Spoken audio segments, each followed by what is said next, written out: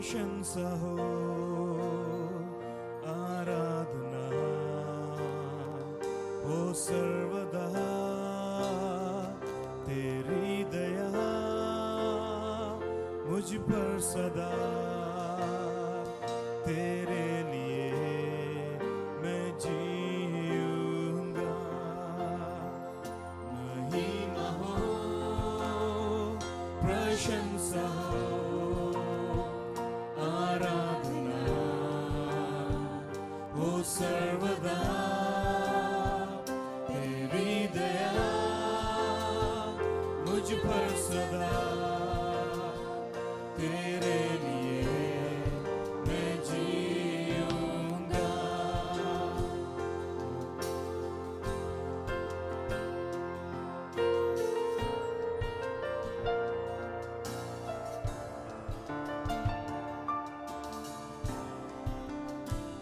महिमा हो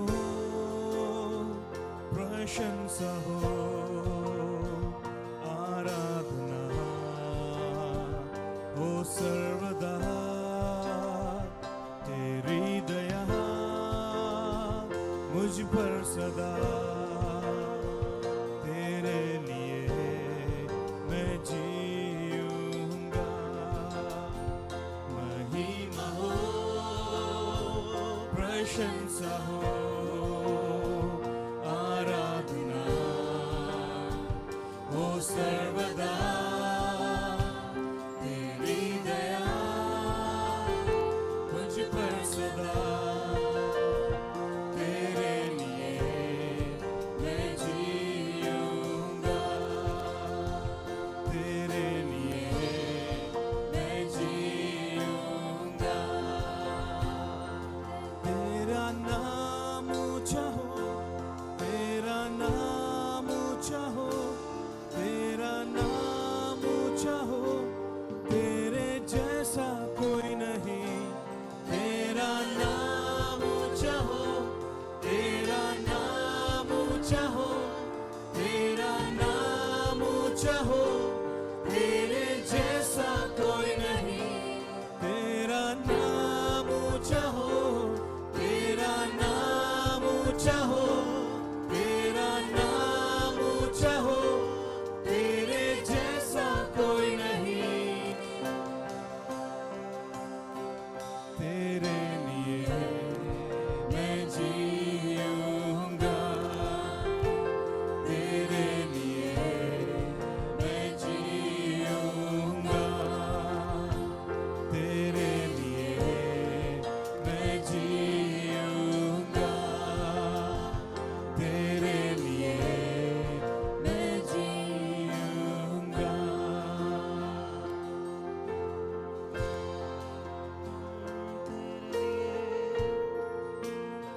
तेरे लिए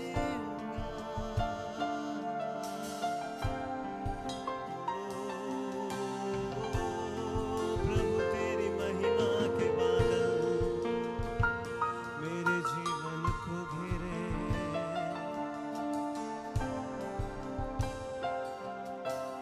तेरी महिमा के बादल घेरे इस जगह को तेरी महिमा के बादल घेरे इस जगह को हे प्रभु तू छू ले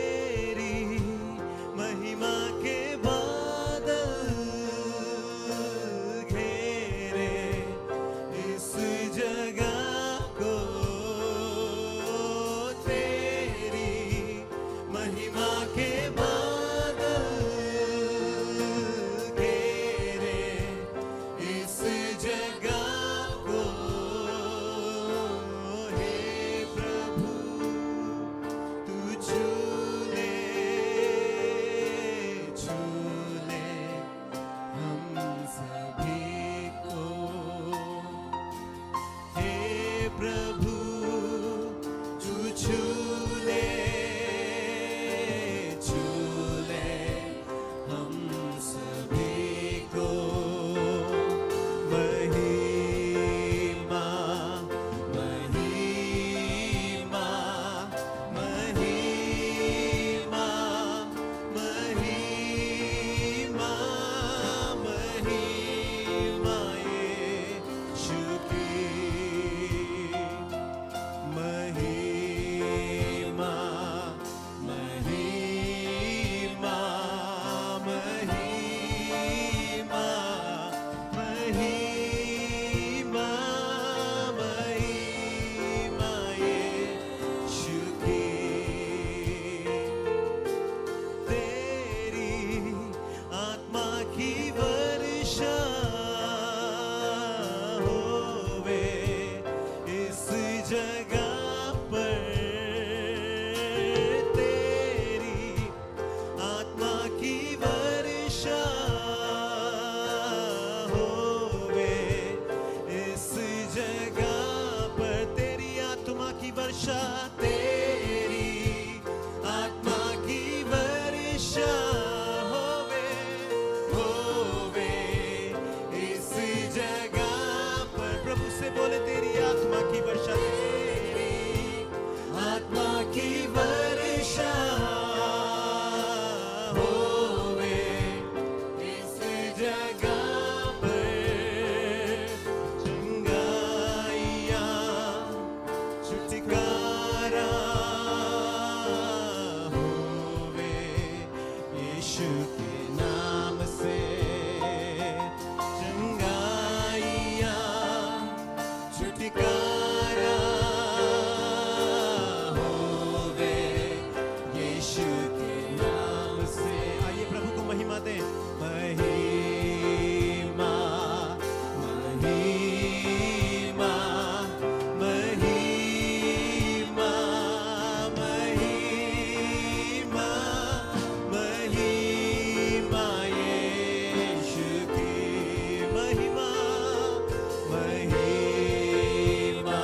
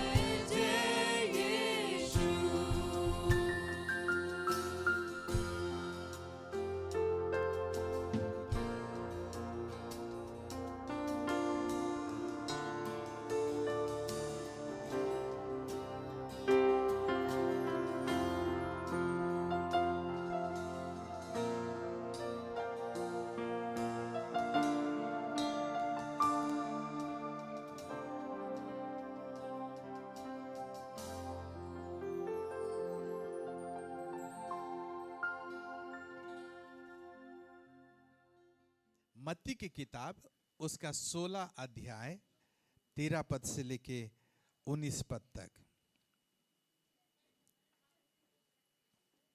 मत्ती की किताब उसका 16 अध्याय 13 से लेके 19 पद तक। यीशु कैसरिया फिलिपी के प्रदेश में आया और अपने चेलों से पूछने लगा, लोग मनुष्य के पुत्र के बारे में क्या कहते हैं? उन्होंने कहा, कुछ तो यूहन्ना बपतिस्मा देने वाला कहते हैं, और कुछ एलिया, और कुछ यिर्मयाह या भविष्यवक्ताओं में से कोई एक कहते हैं। उसने उनसे कहा, परंतु तुम मुझसे क्या कहते हो? शमौन पतरस ने उत्तर दिया, तू जीवित परमेश्वर का पुत्र मसीह है। यीशु ने उसको उत्तर दिया, हे शमौन, योना का पुत्र, तो धन्य है, क्योंकि मांस और लहू ने नहीं, परंतु मेरे पिता ने जो स्वर्ग में है यह बात तुझ पर प्रकट किया है। और मैं भी तुमसे कहता हूं कि तू पतरस है, और मैं इस पत्थर पर अपने कलीसिया बनाऊंगा, और अधोलोक के फाटक उस पर प्रबल ना होंगे। मैं तुझे स्वर्ग के राज्य की कुंजियां दूंगा, और जो कुछ तू पृथ्वी पर बांधेगा वह स्वर्ग में बंधेगा, और जो कुछ तू पृथ्वी पर खोलेगा वह स्वर्ग में खुलेगा। कितना अच्छा लगता है कि ये बात सुनकर कि मैं, परमेश्वर ने मुझे ये अधिकार दिया हुआ है कि मैं जो यहां पर खोलूंगा, पृथ्वी पर खोलूंगा, वो स्वर्ग में खुलेगा। जो मैं यहां पर बंद करूंगा वो स्वर्ग में बंद होगा। मैं अगर यहां ना कर दिया तो वही ना हो जाएगा। मैं यहां पर हां कर दिया तो वही हां हो जाएगा। कितना अधिकार है! अच्छा लगता है सुनकर, ये पढ़कर भी अच्छा लगता है। सिर्फ ये बात जो है ये शमौन पतरस के लिए नहीं, ये बात हर एक चेलों के लिए जो यीशु मसीह के पीछे, यीशु मसीह को कबूल करने के द्वारा, उसको प्रभु मानने के द्वारा उन्होंने यीशु मसीह के पीछे हो लिए।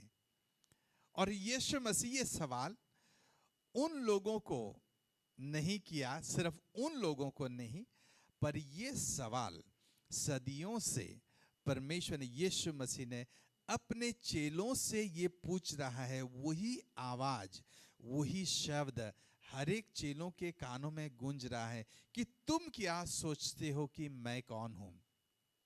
आज दो बातों के ऊपर हम लोग जिक्र करेंगे। पहला, हम लोग पहले सर्विस में भी वही किए थे, और आज इसी सेकंड सर्विस में भी हम लोग उसी बात की जिक्र करेंगे। यहां पर दो खास बात लिखा गया है। यीशु मसीह ने बोला, तुम्हारा अगर हां यहां पर बोल दोगे तो वही हां हो जाएगा, तुम ना यहां पर बोल दोगे तो वही ना हो जाएगा। वो चाबी यीशु मसीह बोल रहा है कि वही कुंजी मैं तुमको दूंगा। तो वो कुंजी कौन है, कैसा है, ये चाबी कैसे दिखता है? और दूसरी बात का जिक्र करेंगे, दूसरी बात के बारे में बात करेंगे, मसीहा, परमेश्वर के पुत्र यीशु मसीह जो मसीहा है। ये दो बातों के ऊपर बात करेंगे, जिक्र करेंगे, चर्चा करेंगे। पहला, जो कुंजी, चाबी के बारे में। हर एक जना जानता है कि चाबी की अहमियत कितनी होती है। आप लोग जब आज सुबह यहां पर आए, आपने क्या, आपने घर अपने अपना तिजोरी जहां पर आपका जेवर है वहां रखे हुए हैं, जब रखे हैं तो एक बार मुड़ के देखे हुए होंगे और ताला को हिला के देखे हुए, कहीं ताला तो ठीक से लगा हुआ है। और चाबी को अपनी वो छोटे वाले जो पर्स है ना, वहां पर आपने रखा अच्छी तरह से। उसी छोटे से पर्स में वो साइड में जो जिपर लगा हुआ है उसी में ही सुरक्षित रखा और उसको जिप बंद कर दिया। और उसी चाबी को छोटे से, उसी छोटा सा जो वॉलेट को अपने अपने बड़े वाले पर्स में रखा। उसको चाबी को आप सुरक्षित रखा वहां पर। घर से निकल के जब आप कमरा बंद किए तो वहां पर आपने जब चाबी लगाया, वहां पर फिर ताला को थोड़ा सा हिला के दिखा कि वहां पर क्या ताला खुल तो नहीं जा रहा है, क्या सही चाबी लगी हुई है। तो आपने वो देखा, और वही चाबी जो छोटी सी चाबी है, जो आपके जेब में कोई कोने में रह जाता है और कभी कभी ऐसा खो जाता है, वही बैग के अंदर होगा। मैं लड़कियों को बोल रहा हूं, उसी पर्स के अंदर होगा और आप ढूंढते रहेंगे, ढूंढते रहेंगे, ढूंढते रहेंगे, मेरी पत्नी की तरह ढूंढते रहेंगे कि कहां पर है वो चाबी। इतनी छोटी चाबी खो जाती है, और वही चाबी पर कई बहुत गुरुत्वपूर्ण है, दरवाजे को खोलता है। एक दिन मैं यहाँ पर 1988 में दिल्ली शहर में आया, एक छोटे से गांव से, जिस गांव में गरीबी थी, जिस शहर को बोला जाता था, डिस्ट्रिक्ट को बोला जाता था, पूरे विश्व में जितने भी डिस्ट्रिक्ट हैं उसमें से गरीब डिस्ट्रिक्ट में माना जाता था। वैसे डिस्ट्रिक्ट से मैं आया हुआ हूं, जहां पर माँ अपने बच्चों को 80-80 रुपया में बेच देते थे, ताकि वही बच्चे कहीं जाके, शहर में जाके कोई उसको लेके जाएगा और उसको खिला पिला के बड़े होगा। मैं तो उसका पालन नहीं कर पा रहा हूं। वहां पर कम से कम कहीं भी जाके बच्चे बच जाएंगे। वैसे ही शहर से मैं आया हुआ हूं, उसी शहर से, उसी मैं जो गांव में था, शायद वहां तो मोटर गाड़ी तो हम लोग देखे भी नहीं थे, पर वहां पर ऐसे देखे नहीं थे, नहीं उसी गांव में नहीं था, पर वहां पर शायद इतने सारे घरों के बीच में शायद 1 या 2 मोटरसाइकिल था। आप लोग गरीबी के बारे में समझ पा रहे होंगे। ऐसे ही शहर से मैं आया यहाँ पर अपने जिंदगी बनाने के लिए, और यहाँ पर बड़ा शहर, कभी इतना बड़ा शहर में नहीं गया था, उसके बारे में सोचा भी नहीं था कभी। इतने बड़े शहर में, जहां पर बड़ी बड़ी इमारतें, जहां पर लोगों के पास इतने सारे कपड़े होते हैं, जहां पर सज धज के लोग रहते हैं, जहां पर ऐसे शहर जहां पर हर एक जना के लिए कमाई का वहां पर पॉसिबिलिटीज हैं, वहां पर जरिया है। ऐसे एक शहर में आया, यहाँ पर 19 साल का था, और यहाँ पर आके एक छोटा सा, एक किसी ने मुझे सहारा दिया।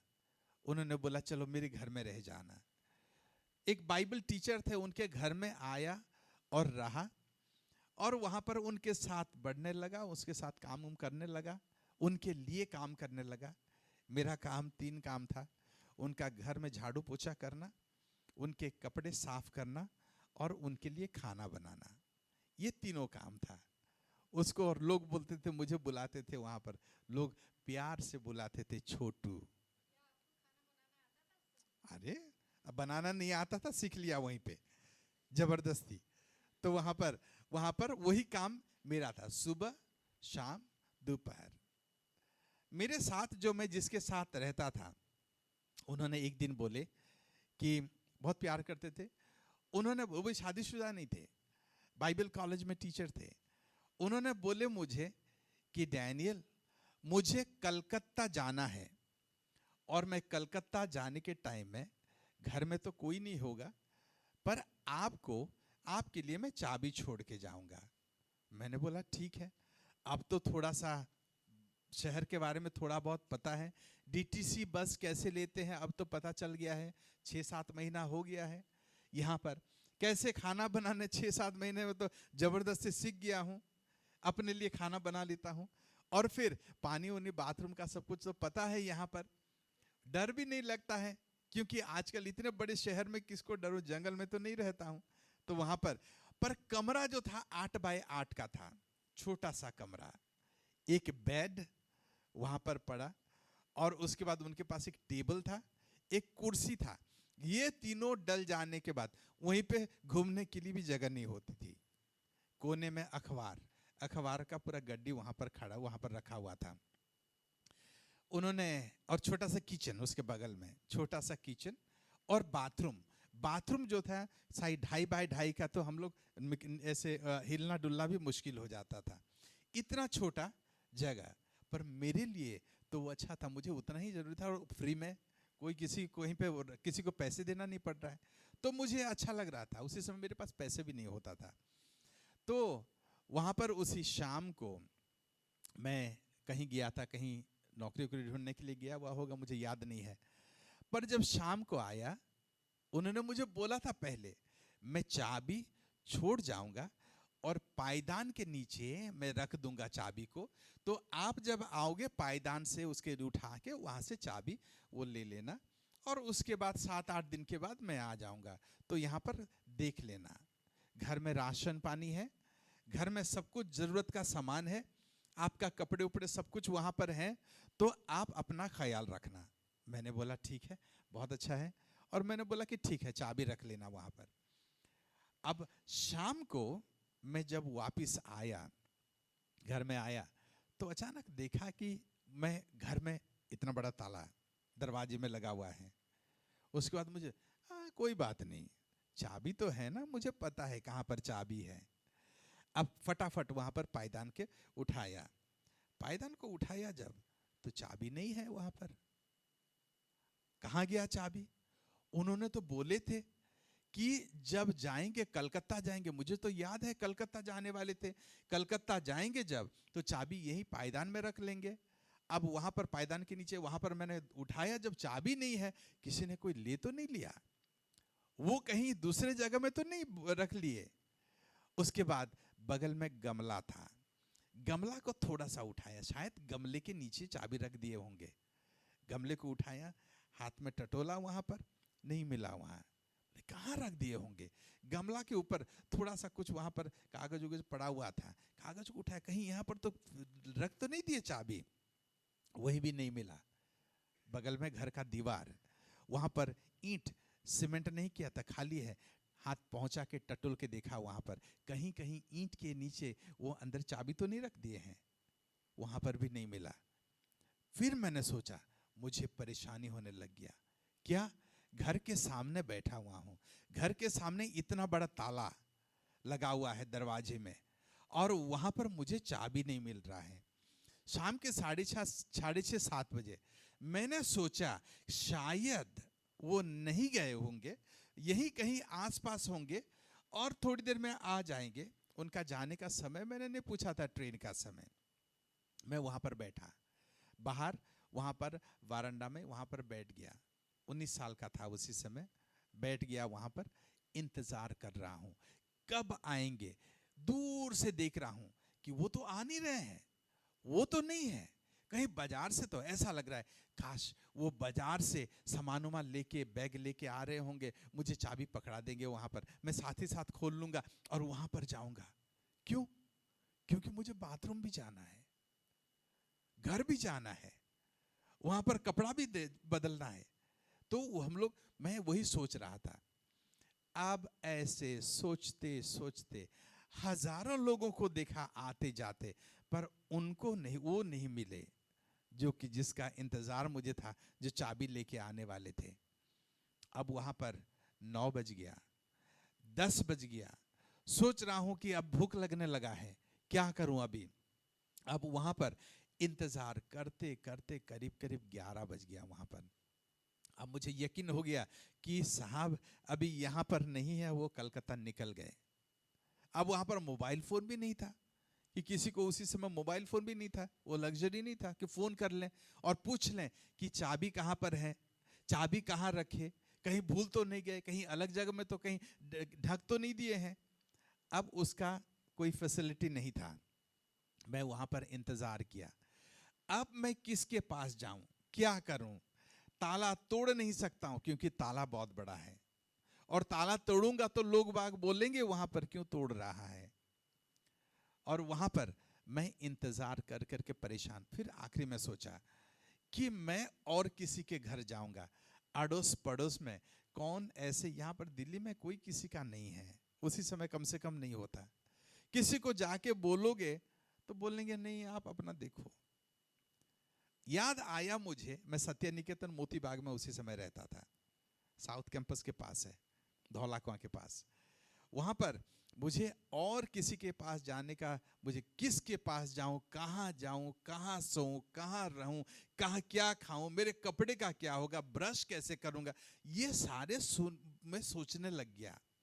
और वो गए हैं 7-8 दिन के लिए, कब आएंगे मुझे भी पता नहीं।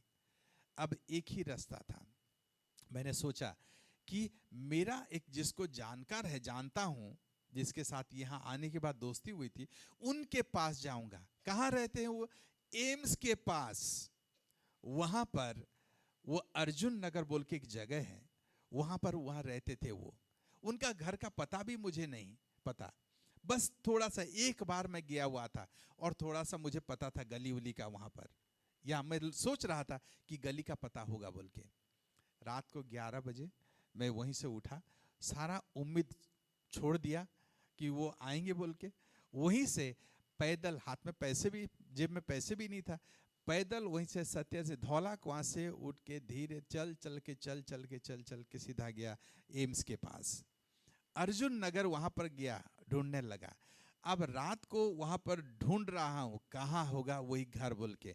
रात को 2-2:30 बज गया। वहां पर जाके देख रहा हूं, सोच रहा हूं कोई किसी को पूछूं, पता भी नहीं पता है।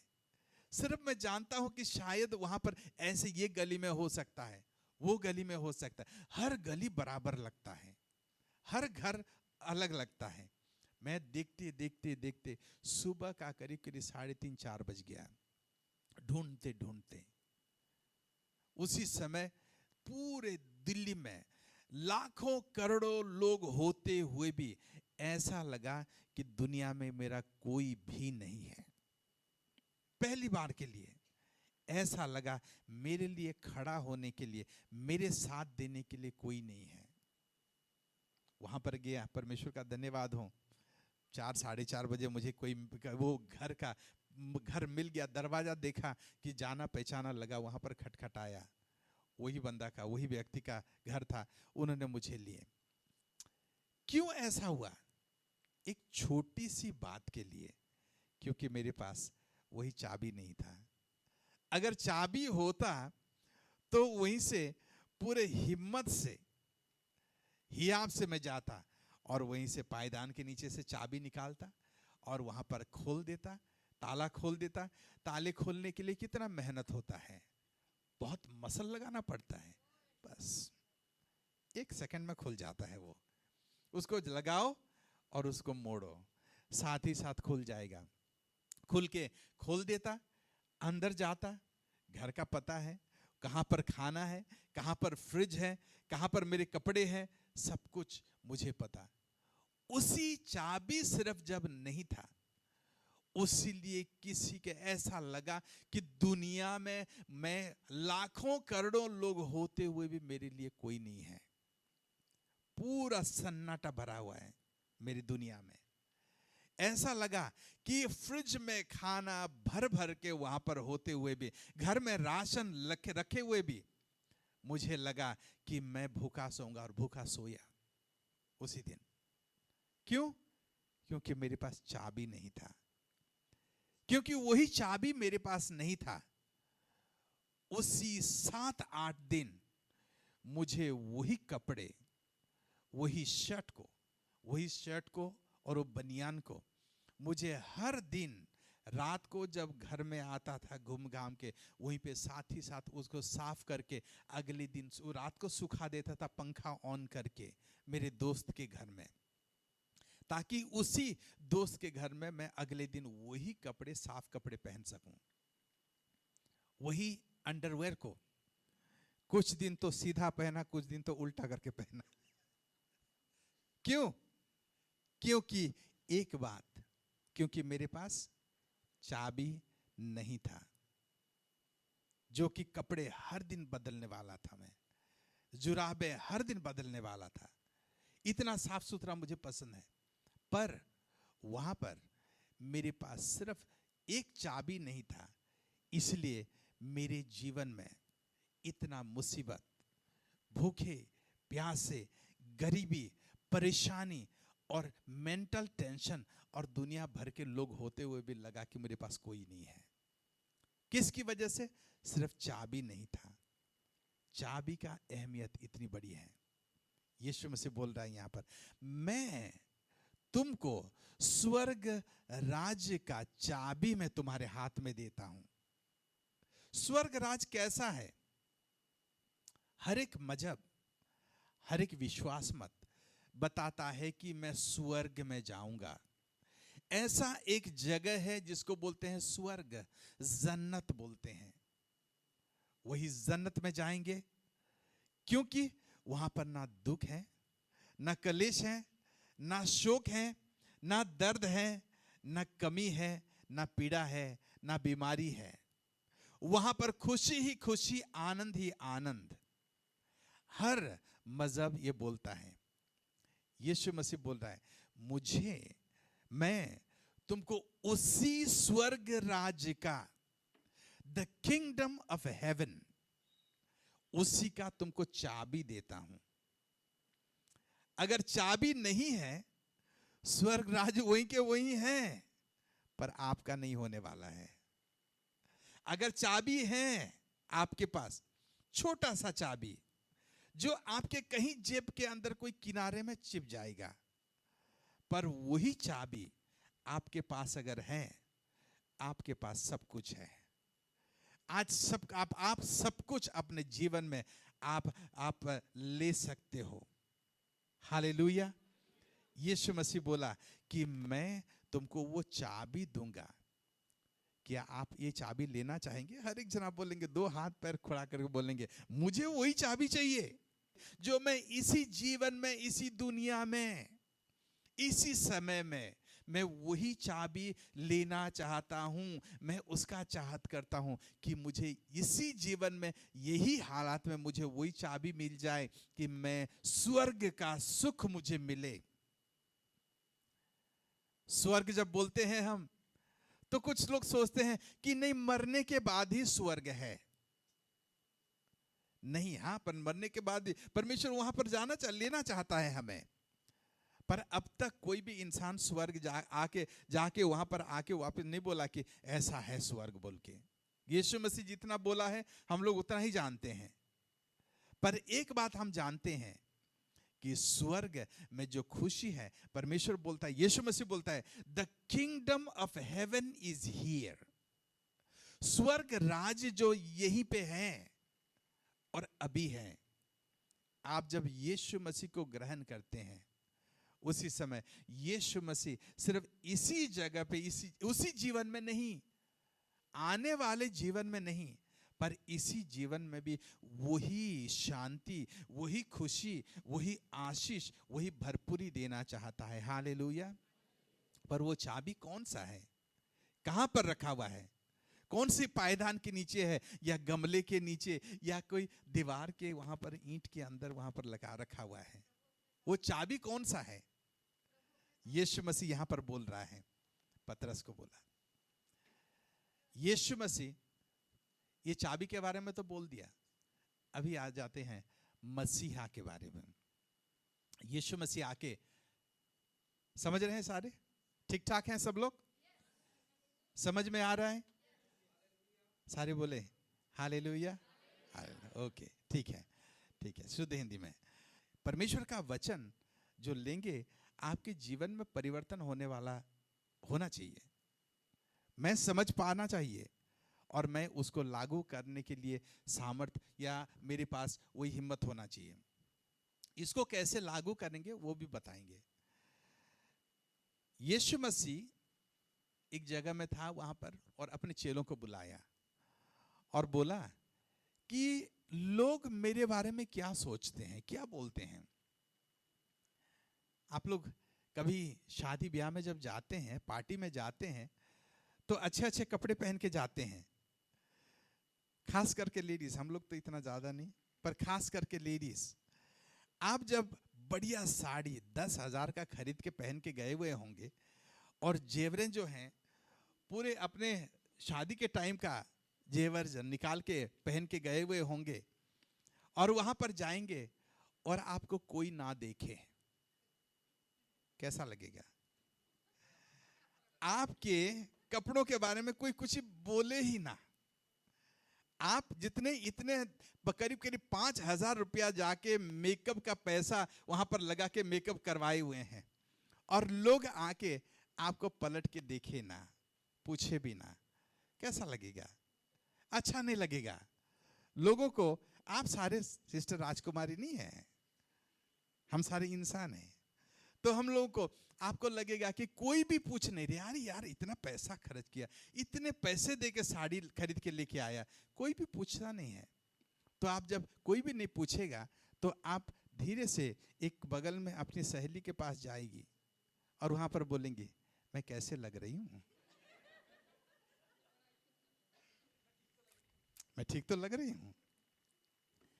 आप जानना चाहते हैं यीशु मसीह उन लोगों का वो मन में देखना चाहता था, वो जानना चाहता था कि लोग जिनके बीच में मैं काम करता हूं, जिनके बीच में मैं पेश आता हूं, वो लोग मेरे बारे में क्या बोलते हैं। उन्होंने बोला कोई तो बोलता है एलिया, कोई बोलता है यूहन्ना बपतिस्मा देने वाला, कोई बोलते हैं और कोई नबी हैं, भविष्यवक्ता हैं। यीशु मसीह ने उनको बोला, ये 12 चेले को उनको बिठाए हुए, गोल में बिठाया हुआ, कुर्सी गोल करके बिठाया वहां पर, वो लोगों को बोला कि तुम मेरे बारे में क्या बोलते हो, तुम मुझसे मुझे क्या सोचते हो मेरे बारे में। वहां पर उसी बीच में वहां पर एक राजकुमारी थी बोलने वाली, साथ ही साथ सवाल आने से पहले जवाब उनको पता था, तो उन्होंने बोली कि वो साथ ही साथ बोल दिया वहां पर कि समौन पतरस, उन्होंने बोला, हाथ उठाया साथ ही साथ, परमेश्वर मैं बोलूंगा, यीशु मसीह मैं बोलूंगा। बोले हाँ, जब बोलो, क्या है? उन्होंने बोला कि आप जीवित परमेश्वर का पुत्र, आप मसीहा हो, जीवित परमेश्वर के पुत्र और मसीहा हो। You are the messiah, son of the living God. उसका मतलब क्या है? जैसे ही उसने बोला, पतरस ने, यीशु मसीह और किसी का जवाब के इंतजार नहीं किया, फटाफट यीशु मसीह ने बोला, पतरस, समौन तेरा नाम पतरस है, पेट्रा, ये ठोस, ये पत्थर, चट्टान, और यही चट्टान के ऊपर मैं अपना कलीसिया खड़ा करूंगा और कोई भी नरक का कोई भी सामर्थ उसको हिला नहीं पाएगा। उसके बाद बोला कि मैं तुझको कुंजी देता हूं, स्वर्ग राज्य का कुंजी देता हूं, तो यहां पर जो हां करेगा वही हां हो जाएगा, यहीं पे ना करेगा वही ना हो जाएगा। इसी कन्फेशन के ऊपर कन्फेशन किया था, जीवित है परमेश्वर का पुत्र और तू मसीहा। जीवित परमेश्वर का पुत्र का मतलब क्या है? जीवित है वही परमेश्वर, परम ईश्वर, जिसके ऊपर और कोई नहीं है, सनातन, सर्वसामर्थी, सर्वव्यापी, वही परमेश्वर, उसके ऊपर और कोई नहीं है, जो था, जो है और आने वाले हैं, जीवित है, वो मरा नहीं है। वही परमेश्वर जो बोलता है, पृथ्वी और उसके अंदर जो कुछ भी है सब कुछ मेरा है।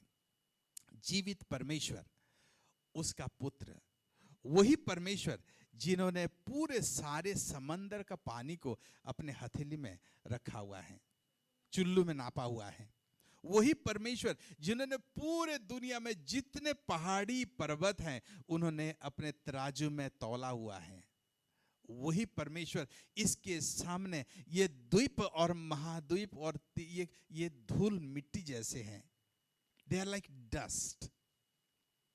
वही परमेश्वर, इतना ताकतवर परमेश्वर, इतना सामर्थी परमेश्वर, इतना धनी और समृद्ध परमेश्वर, उसका तो पुत्र है। पुत्र मतलब उत्तराधिकारी। जो कुछ भी परमेश्वर का है वो उसका है, उसके ऊपर पूरा अधिकार, 100% अधिकार है। तो उसका पुत्र हो, इसका मतलब है तेरे पास सामर्थ है, तेरे पास ताकत है, तेरे पास सब कुछ है, तू धनी है, तेरे पास सब कुछ है और तू सब कुछ है। कोई भी बात तेरे लिए असंभव नहीं है, एक नंबर। दूसरा है कि तू मसीहा है, यू आर द मसाया। जब मसीहा समझते हैं, मसीहा बोलते हैं, आप लोग सोच रहे होंगे अमिताभ बच्चन, मसीहा वो नहीं। मसीहा मतलब कि जो छुड़ाने वाला। एक कहानी बताऊंगा और खत्म करूंगा, पहले भी बताया था। हमारे गांव में, वहां पर जिस गांव से आए हुए हैं, उसी समय लोग के घर में जिनके पास पैसे और धन दौलत हैं और थोड़ा बहुत चलबुल हैं, गाय भैंस हैं, उनके पास कपड़े उपड़े अच्छे हैं, गवर्नमेंट नौकरी कर रहे हैं, तो वो लोग अच्छे चलबुल, उनके पास महल होता है कि ईंट का घर था उसी समय, तो वो चलबुल होते हैं। वो लोग क्या करते हैं कि क्योंकि उनके घर के लोग इतना मेहनत नहीं कर पाते हैं, काफी बड़ा घर है, वो धन दौलत ज्यादा है, तो गांव में कोई कई मील दूर जाते हैं वहां पर, और गांव से जो लोग होते हैं बच्चों को वहां से लेके आते हैं। बच्चे गांव से, जो कि गरीब परिवार से, जिनके पास अपना जमीन नहीं होता है, जो कि जिसके माँ बाप मजदूर करके अगर थोड़ा सा कमा के लाएंगे तो अपने बच्चों को खिलाते हैं। कुछ लोगों के गांव, कुछ गांव में कुछ लोगों के लिए खाना नसीब नहीं होता, गरीबी में, बहुत गरीबी में वो पलते हैं। ऐसे गांव में जाते हैं और वहां पर बोलते हैं कि हमें एक बच्चा चाहिए, लड़का चाहिए, लड़की चाहिए, जो हमारे घर में काम काज करें, मदद करें। वहां पर जाके वहां पर लोगों को, बच्चों को लेके आते हैं, कुछ पैसे दे देंगे वहां पर और बोलेंगे कि इतना पैसा ये इसको रखो, बच्चे को मैं पाल लूंगा, मेरे लिए घर में काम करेंगे। पहले उसको बोलते थे, पहले जमाने में बंधुआ दास, स्लेव्स वो बोलते थे। वो उनके घर में रहता था और उनके घर में पलता था। वैसे ही वहां पर हमारे गांव में एक परिवार थे, उसी परिवार जो कि वहां पर गांव में गए और एक लड़का को लेके आए। वहां पर लड़का को लेके आए और वहां पर काम करवाने लगे। लड़का आया, करीब करीब 10-12 साल का, मेरे उम्र का ही था। वो वहां से आया, इनको लेके आए और अपने घर में रखे और बोले कि ये हमारे दास है, हमारा जो नौकर है, वहां पर काम उम करेगा। वहां पर उसको लेके आए। उसका काम था कि सुबह सुबह सुबह वो घर से जितने गाय बैल है, गाय भैंस है, बकरी है, उसको लेके जाएगा, जंगल में लेके जाएगा। पहले तो घर में सारा काम उम कर लेगा, सफाई उफाई, पोछा उछा, झाड़ू उड़ू कर लेगा। करीब करीब 5 बजे वो रात का, अगले दिन का जो चावल होगा, वो चावल जो पानी में डुबा दिए होंगे, पांता भात, उसको पानी में डुबा के उसको लेगा, छोटा सा एक कटोरी में उसको डालेगा और उसको बांध लेगा। कुछ अनियन, प्याज, मिर्च, हरी मिर्च लेके उसके साथ वो लेके जाएगा जंगल में। बैल भैंस, गाय भैंस चराएगा वहां पर। दोपहर को 11-12 बजे उसको खोलेगा, वहीं से खाएगा प्याज के साथ चावल। और उसके बाद शाम को 4-5 बजे वापस वो बैल बकरी ले आएगा घर में। घर में जैसे गाय बकरी ले आएगा, उसके बाद वहां पर उसको घर का काम करना है। घर में फिर साफ सुथरा बर्तन वहां पर रख दिए होंगे, तो उसी सारा बर्तन, जो दिन भर का बर्तन है, उसको जाके साफ करेगा। घर में अगर कुछ जरूरत है तो उसी जरूरत का दुकान में जाके ले आएगा। और अगर किसी का कपड़े उपड़े हैं, वहां पर कपड़े साफ कर देगा। और उसके बाद वही काम सुबह से शाम तक काम काम काम। और उसके ऊपर मालकिन वहां पर उसके ऊपर रोब झाड़ेगी, वहां पर बच्चे भी हैं, वो भी उसको दो ताना मारेंगे। और सिर्फ उतना नहीं, वो जब मालिक जब आएगा शाम को तो उसके लिए खाना पीना देके उसका पैर दबाने के लिए, जब तक वो सो नहीं जाएगा उसका पैर दबाने का काम भी उसका है। अब सोते सोते 11 साढ़े 11 बज जाएगा। अगले दिन सुबह भी उठना है 4 साढ़े 4 बजे, और वहां पर जाके जंगल में लेके बकरी भेड़ बकरी लेके जाना है। ये उसका रूटीन था। और सिर्फ उतना नहीं, आस पड़ोस में वहां पर लोगों को चीख भी सुनना मिल जाता था, क्योंकि उसको अपशब्द बोल के, उसको गाली गुलज करके उसको मारते भी थे। और धीरे धीरे कुछ 7-8 महीने के बाद जब वो चल जाने लगा, क्योंकि सोता नहीं था अच्छी तरह से नींद नहीं है। और 12 साल की लड़का, 11-12 साल का लड़का कितना बड़ा होता है, कितना जिम्मेवारी होता है, इतना ज्यादा नहीं। सोच लीजिए अपने बच्चों के बारे में, 11-12 साल के बच्चे, वो लोग वहां पर कितना काम कर पा रहा होगा।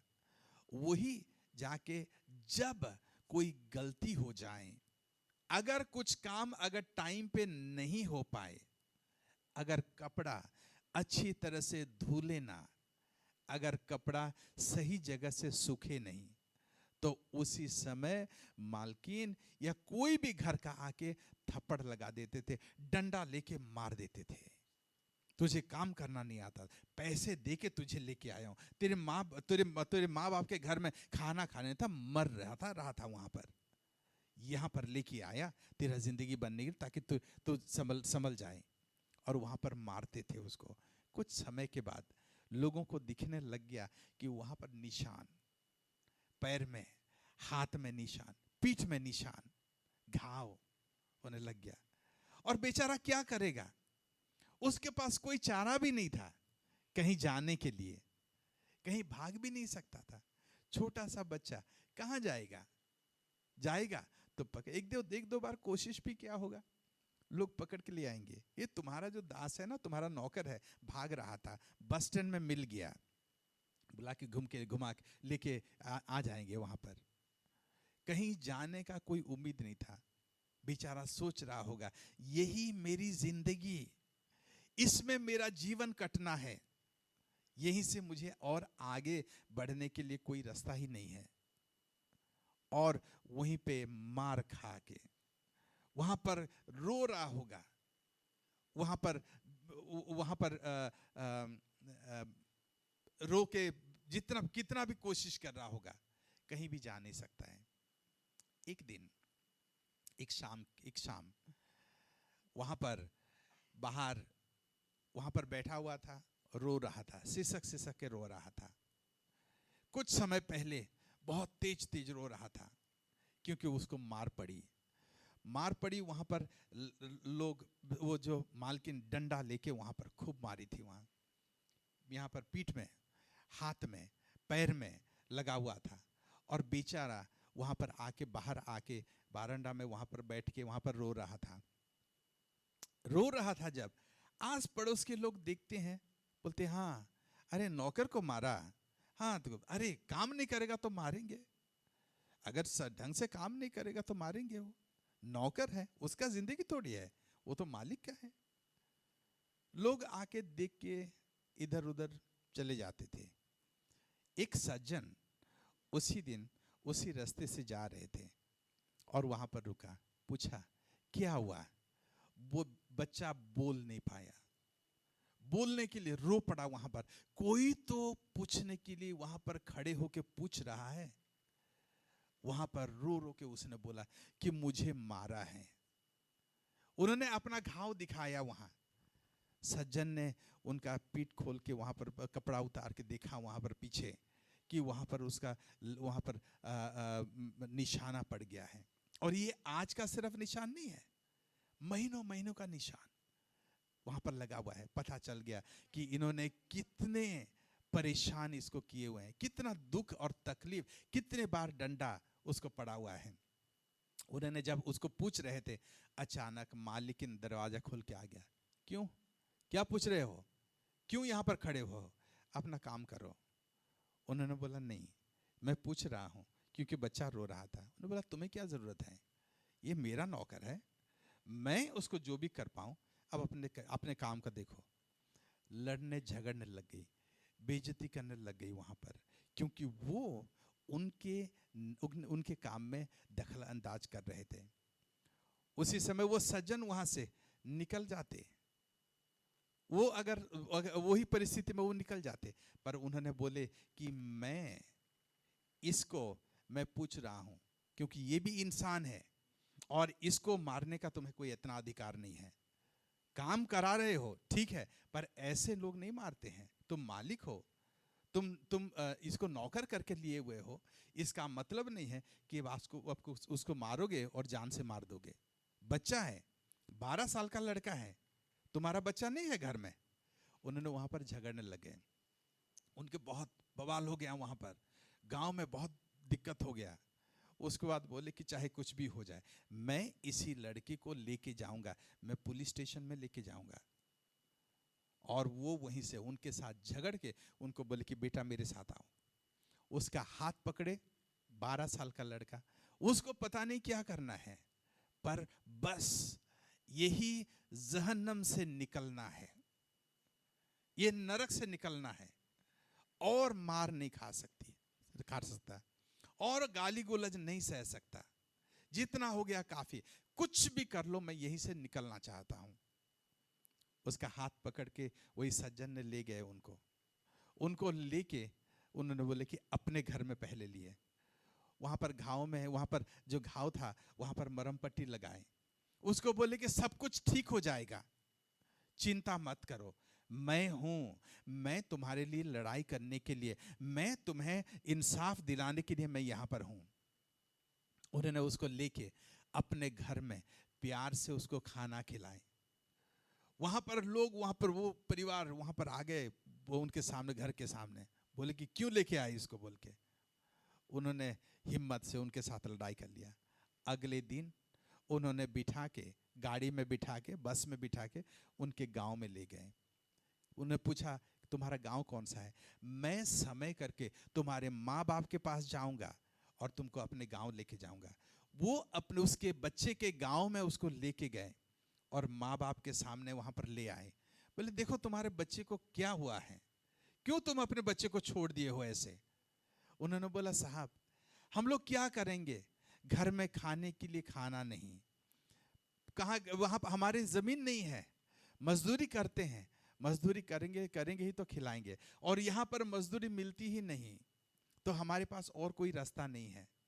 मतलब तुमको दिखाई नहीं दे रहा ये बच्चे को इतना मार रहे हैं, साहब हम लोग क्या करेंगे, कुछ नहीं कर पाएंगे, किसकी किस्मत में जो है वही होगा। उन्होंने बोला कि नहीं, तुम अगर नहीं कर पा रहे हो, इस बच्चे को मैं लेके जाऊंगा, एक हॉस्टल में दाखिल करूंगा, उसको पढ़ाऊंगा, आगे का जितना खर्चा है मैं इसका खर्चा उठाऊंगा, और वो आने वाले दिनों में उसका जो भी होगा मैं उसका ख्याल रखूंगा, तुमको इजाजत है। उन्होंने बोला साहब आप ये कर सकते हो तो कर लो। बच्चे को वहीं से लेके आया, हॉस्टल में रखवाया, उसको पढ़ाया। पहली बार बच्चे स्कूल में जाने लगा, 12-13 साल का लड़का पहली बार स्कूल में जाने लगा, पढ़ा, बहुत बढ़िया पढ़ा, और उसके बाद उन्होंने 10वीं पास की, उसमें 12वीं पास की, कॉलेज की, गवर्नमेंट सर्वेंट है, और वो गवर्नमेंट में काम करके शादीशुदा होके, बच्चे होके, उसका जिंदगी बदल गया, जिंदगी का परिवर्तन हो गया। जो कि बंधुआ मजदूर था, आज वो गवर्नमेंट में काम करता है और उसका परिवार है और अच्छा खासा रहता है। क्यों ऐसा हुआ, किसने ऐसा किया? अगर वही एक ही व्यक्ति उसके जीवन में नहीं आता, वो जब रो रहा था, कितनी बार रोया होगा, वही वरांडा में आके बैठा हुआ होगा, सिसक सिसक के रोया होगा, कितने बार वो चिल्लाया होगा कि मुझे मार पड़ रहा है। किसी के कानों में ये आवाज तक नहीं पहुंचा। एक दिन एक मसीहा वहीं से जा रहा था और उन्होंने फैसला किया कि मैं आज चाहे कुछ भी हो जाए, मैं इसका जिंदगी को बना के रहूंगा। एक ही व्यक्ति का एक फैसला, उसको बोलते हैं हम लोग मसीहा। उस बच्चे के जीवन में वही मसीहा बन गया। अगर वही नहीं आता तो सालों साल, शायद आज तक भी वो वहां पर बंधुआ मजदूर होकर रहता। शायद आज उसका जिंदगी वो मर जाता। शायद वो और कहां पर होता पता नहीं। पर एक व्यक्ति उसके लिए मसीहा बन के आया और वहां पर उसका जीवन का बदल दिया, पलट दिया, दिशा बदल दिया। उसका जीवन का परिवर्तन हो गया। उनका सिर्फ जीवन का, उसका जीवन का नहीं, उसका भविष्य का और उसके बच्चों का पीढ़ी दर पीढ़ी तक परिवर्तन हो गया। यीशु मसीह यहां पर कहता है, पतरस को बोला, तुम क्या सोचते हो कि मैं कौन हूं? उन्होंने बोला, यीशु मसीह, आप जीवित परमेश्वर के बेटे, आपके पास अधिकार, आपके पास सामर्थ, आपके पास धन दौलत, आपके पास ताकत, सब कुछ है। दूसरा, आप ही वही मसीहा हो जो कि मुझे मेरे परेशानी से आप छुड़ा सकते हो। आप मुझे मेरी बीमारी से छुड़ा सकते हो। आप मुझे मेरी परिस्थिति से छुड़ा सकते हो। आप मुझे मेरे अंधकारमय भविष्य से, मेरा दिशा का परिवर्तन कर दे सकते हो। आप मेरे दुख को निवारण कर सकते हो। आपके बिना और कोई भी नहीं है। इर्द गिर्द गांव भर के लोग, शहर भर के लोग यहां पर हैं। भगवानों तो 33 करोड़ लोग भगवान हैं, पर और कोई नहीं। पर आप ही वही मसीहा हो जो कि मेरे जीवन का बदल दे सकते हो। और आपके बिना हम लोग कहां जाएं? वही यीशु, उसी चेलों ने बोला कि परमेश्वर, प्रभु यीशु, आपको छोड़कर हम कहां जाएं? क्योंकि you have the word of life, आपके पास जीवन है। आपको छोड़कर हम कहां जाएंगे? मेरे लिए और कोई दूसरा विकल्प नहीं है मेरे जीवन में। आप अगर छोड़ दिए तो और कोई नहीं है। मैं मर गया। इसलिए आपको छोड़ना नहीं चाहता हूं, चाहे कुछ भी हो जाए। चाबी यही है,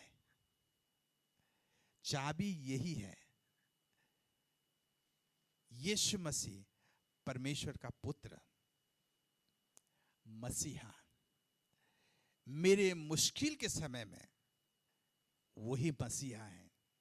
मेरी बीमारी के समय में वही मसीहा है। मेरी गरीबी के समय में वही मसीहा है। मेरे रोने के समय में वही मसीहा है। मेरे अंधकार भविष्य जब सोच रहा हूं, वही मसीहा है। वही छुड़ाने वाला, मेरा जीवन का दिशा का परिवर्तन कर देने वाला, सिर्फ मेरा नहीं, मेरे आने वाले पीढ़ियों का दिशा का परिवर्तन कर देने वाला वही मसीहा है। जिस दिन वही हमारा सिर्फ सुनेंगे नहीं, वो हमारे मन में घर बसा लेगा। वही हमारे दिल तक उतर आएगा और हमारी जी से छोड़ेगा ही नहीं। जब कोई भी पूछ लेगा कि तुम यीशु को छोड़ दो, मैं बोलूंगा, आप बोलेंगे यीशु को, उसको छोड़कर कहां जाऊं? क्योंकि उसके पास ही जीवन है और मेरे लिए और कोई विकल्प नहीं है। वही एक ही विकल्प है, यीशु मसीह। और वही यीशु मसीह कौन है? कोई ऐरे गहरे नहीं है। लोग सोच रहे होंगे कि यीशु मसीह कौन है। दूसरे लोग बोल सकते हैं वो और एक भगवान है। दूसरे लोग सोच बोल रहे होंगे कि ये चर्च वाले मानते हैं। कुछ लोग बोलेंगे अरे वो चंगा ही करता है। ऐसे अरे गहरे नहीं है।